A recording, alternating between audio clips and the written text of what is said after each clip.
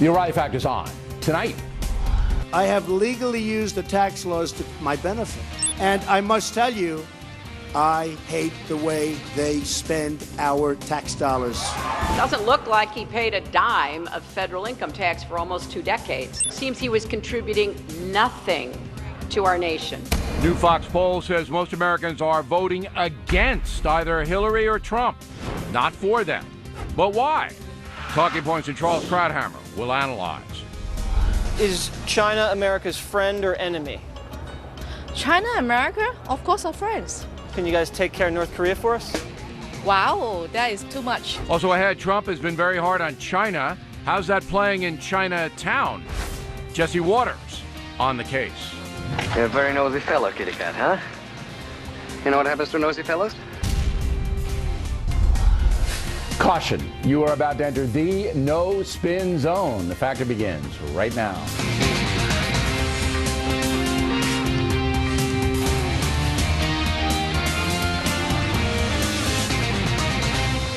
Hi, I'm Bill O'Reilly. Thanks for watching us tonight. Voting against a potential president, that is the subject of this evening's Talking Points memo. The latest Fox News poll has an intriguing question. What is your biggest motivation voting for president this year?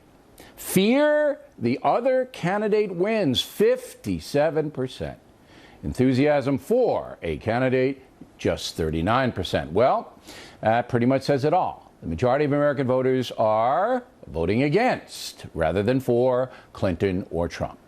So why is that happening? Let's take Donald Trump first. His problems with voters originate in 2 areas. First, his business background. It is not compatible with politics. Business people like Trump, and to some extent Mitt Romney before him, maximize profits and promote their products, sometimes in flamboyant ways. Both of those things can be exploited politically. For example, when the New York Times reports that Donald Trump took a $900 million tax loss back in 1995, the paper does so in an accusatory way. But almost any corporation would do the same thing. If some of your enterprises tank, you are allowed to deduct the losses against future gains. That's a hallmark of our tax system in America. So, of course, Trump took advantage of his faltering casinos and wrote off gigantic losses. Fair-minded people can look at it 2 ways: that Trump is gaming the system because he's not upfront about his tax returns, or that he is to be admired for taking losses and then turning his companies around. As a responsible voter, how you see it is entirely up to you. But there's no question that Mr. Trump's getting hammered in the court of public opinion because his opposition is labeling him a business failure and a greed head. Whether Mr. Trump can overcome the New York Times report remains to be seen. It's the same on the woman issue. This whole Alicia Machado deal is basically a contrived situation. Ms. Machado despises Donald Trump, signed on with the Clinton campaign to disparage him. For his part, Trump does what he always does. He took a business situation, the Miss Universe pageant, which he owned, and tried to maximize publicity. So when Ms. Machado gained some weight in the 1990s, Trump exploited it by taking her to the gym and getting media attention. If you know anything about Donald Trump, that's what he does. Gets attention, sometimes crass attention. So Trump is vulnerable because of his business background and his high-profile marketing strategies. And the Clinton campaign is using that to brand him a misogynist, among other things. Of course, the press is playing along with that. Yesterday, NBC's Chuck Todd tried to lay a trap for Rudy Giuliani about the woman issue and the Clinton marriage. She was wrong to stand by her husband? No, she was wrong to attack the victim. The woman are you the right person to level this charge? Yeah, I'm the right person to level this charge because I've never made such a charge, and I prosecuted people who committed rape. But your past, you have your own infidelity, sir. Well, everybody does, and I'm a Roman Catholic, and I confess those things to my priest. But I've never ever attacked someone who's been the victim of sexual abuse. Not only that, I've put people in jail who've been the victim of sexual abuse. All right. Well, and I've never participated in that. And I think you're bringing up my personal life really is kind of irrelevant to what Hillary Clinton did. She's running for president. I'm not. Now, Mr. Todd was totally out of line trying to set up Mr. Giuliani that way. He owes the mayor an apology. But the central issue is that Donald Trump feels he needs to discuss the Clinton marriage. Hillary Clinton's only loyalty is to her financial contributors and to herself. I don't even think she's loyal to Bill, you want to know the truth. And really, folks, really, why should she be, right? Talking Points believes statements like that are a mistake, that American voters, especially women, do not like the personal stuff. They don't like it when Rudy Giuliani is attacked. They don't like it when presidential candidates descend into the mud. Yes, if Hillary Clinton attacks Donald Trump on the woman issue, he has a right to defend himself, but he should keep it pithy. Any disparagement of any woman by Trump will drive his numbers down with women voters. And Trump needs more of them if he wants to win the White House. Now let's take a look at why Hillary Clinton is not very popular with the public these days. Her main problem stems from the perception that she does not tell the truth. There's little Mrs. Clinton can do about that. Benghazi, the emails, Whitewater, all that stuff, not going to go away.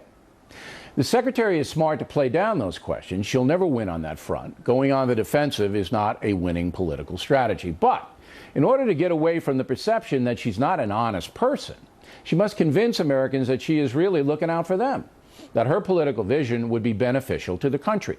In order to do that, Mrs. Clinton must talk directly to the folks.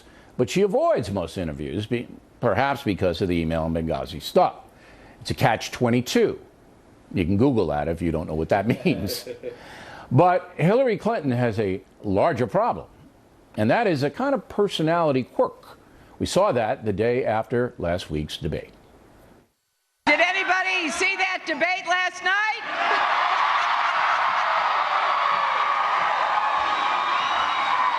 Oh, yes. Now, that looked an awful lot like gloating, which politicians can do to some extent, but it doesn't really help in the personality arena. That clip shows this kind of self-congratulation, this self-satisfaction. And as we know, and as we try to teach our children, when you win something, don't gloat. Humility works. And the problem for her is this feeds the notion that she's in this for herself. Mr. Woodward nails it. If Hillary Clinton wants to be president, she needs to back away from it's all about me and make it all about us. Again, the only way to do that is to speak directly to the folks. Summing up, right now we have two presidential candidates who worry a lot of voters. If the election were held tomorrow, Talking Points believes the turnout would be low. And many of those who did not vote, who did vote, I should say, many of those who did vote, would be voting against rather than for one of the candidates. There is still time for Clinton and Trump to get a more positive policy-oriented message to the voters, but both of them have to stop making mistakes, stop the mudslinging, stop being self-centered. Finally, Donald Trump is a man who does not take slights well, and I can sympathize. I'm the same way. But over the years, I've learned to ignore most of the smears that come my way because I have far more important things to do here on The Factor than to deal with personal slights. That lesson did not come easy to me, and I wasted some of your time talking about stupid stuff that I should have ignored. Today, I let a lot of stuff go, and Donald Trump might consider doing the same thing. His supporters like his policy vision. They don't care about the personal stuff. In the end, Mr. Trump will have to win over more supporters to be elected, and policy is the way to do it. And that's a memo. Next on the Rundown, Charles Krauthammer will react. Later, Waters goes to Chinatown to see how the Trump-China vision is playing down there. The Factor is coming right back.